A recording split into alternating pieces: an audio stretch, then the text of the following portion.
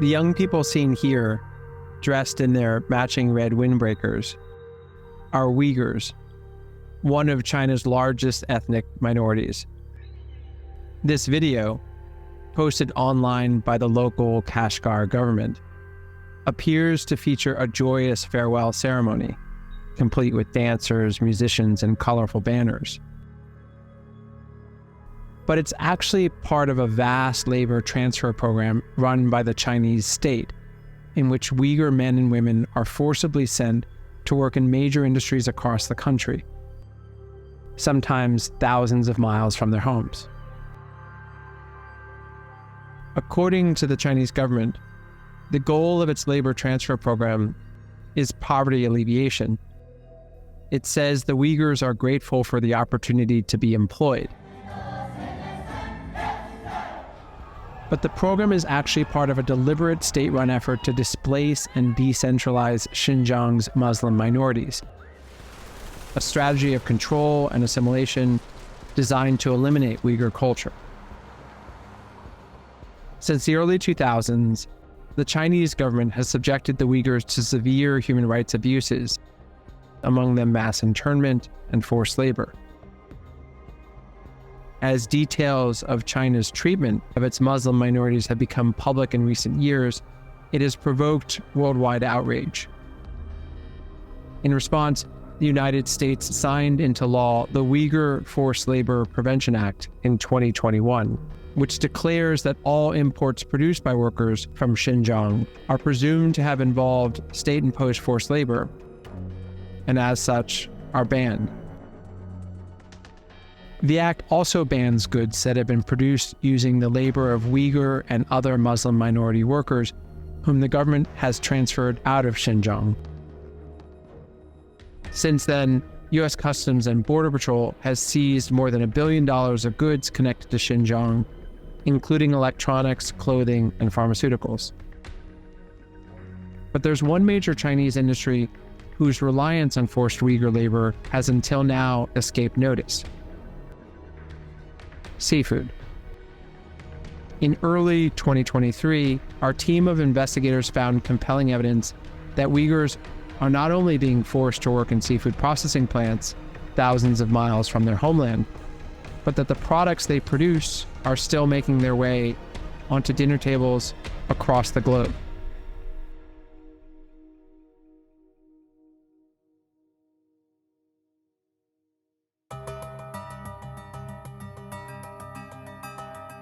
China is home to over 56 officially recognized ethnic groups spread across its 33 administrative regions.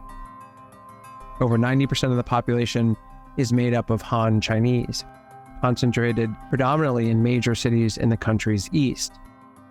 But more than half the population of Xinjiang, a landlocked province in western China, is made up of minorities, including Uyghur, Kyrgyz, Tajiks, Kazakhs, Hui, and Mongols. Located along the ancient Silk Road trade route, Uyghurs here trace their roots to a time between the 9th and 13th centuries and view themselves as the region's indigenous population. Between 2014 and 2019, according to government statistics, Chinese authorities annually relocated more than 10% of Xinjiang's population, or 2.5 million people, through labor transfers. The effect has been enormous. Between 2017 and 2019, according to the United Nations, birth rates in Xinjiang declined by almost half. The passing of the Uyghur Forced Labor Prevention Act in the U.S.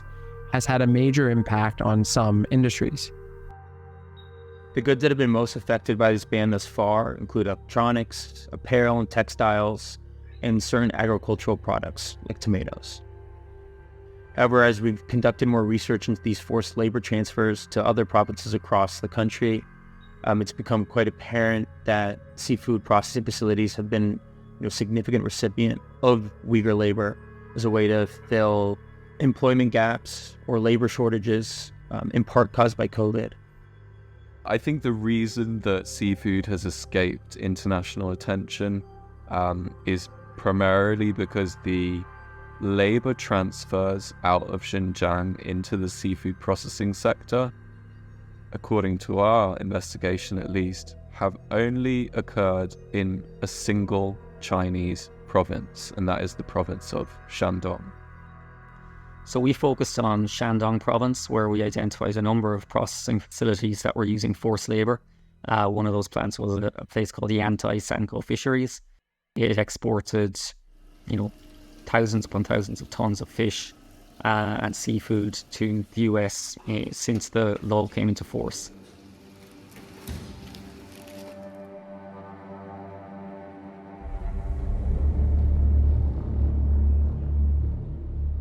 Foreign journalists are generally forbidden from reporting in Xinjiang. So the team of investigators had to rely on a range of publicly available materials, including company newsletters, local news reports, trade data, satellite imagery, and social media. But the real kind of key of our investigation became the use of the Chinese version of TikTok, which is called Douyin.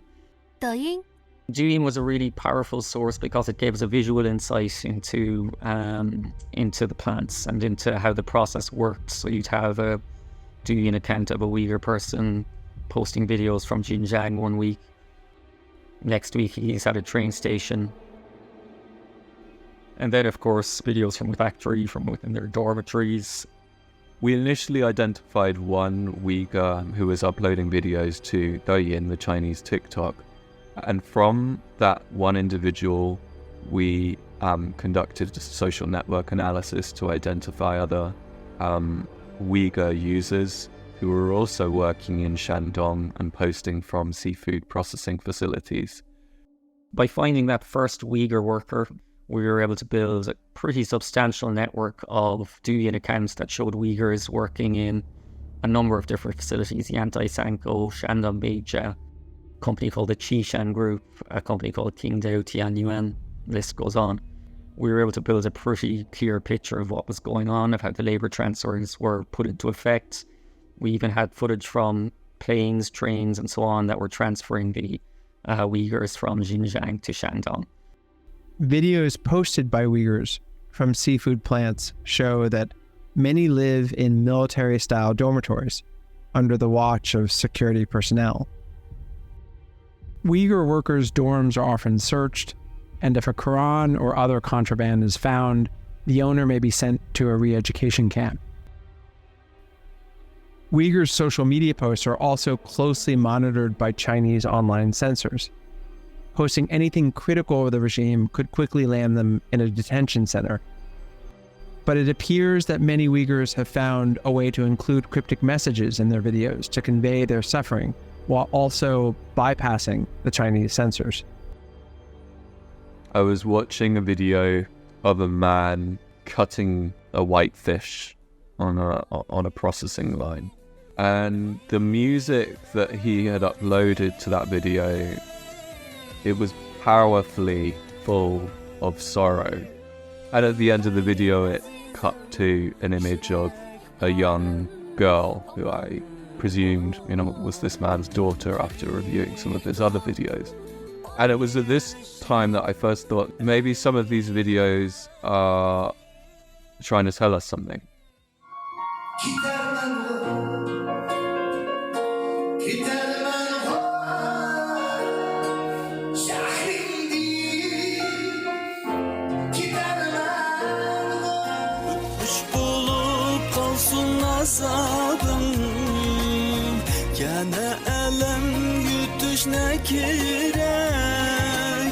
Hayattaki en çok lezzet, ilgili seni ezgen, hakaretligen, kemistgen, ornumuzda koygan, hem senin neçesi küçük boğan, düşmanı yenmektir.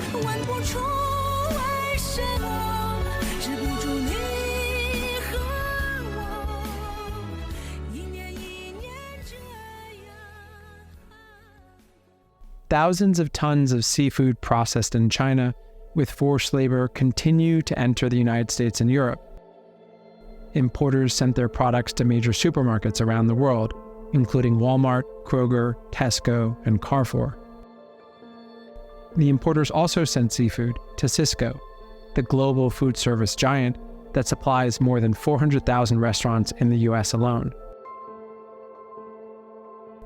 Over the past 5 years, the US government spent more than $200 million to buy seafood from importers linked to Uyghur labor for use in military bases, federal prisons, and public schools.